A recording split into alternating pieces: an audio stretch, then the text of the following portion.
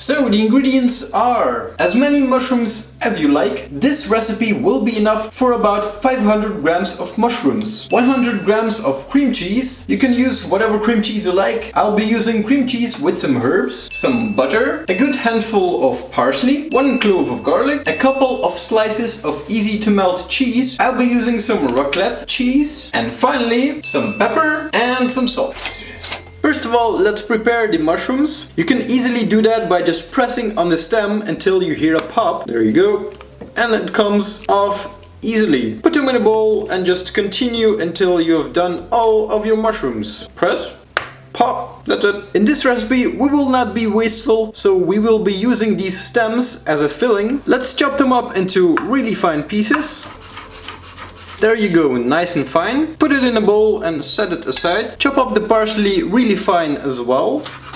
There we go. And finally, let's cut up the cheese. I think this slice will serve about 4 mushrooms. So I'm just going to cut rectangular shapes so it about covers the mushroom like this. Now let's prepare our filling. Take a pan and put it on a fire.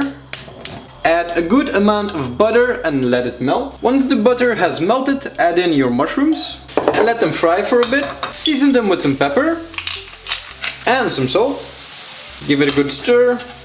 When your mushrooms are almost done, press your garlic in there. That's a lot of garlic. And let it fry for a bit. Make sure not to over fry your garlic, because that way it will become bitter. When you see that your mushrooms are nearly done, turn off the fire. Then add your parsley.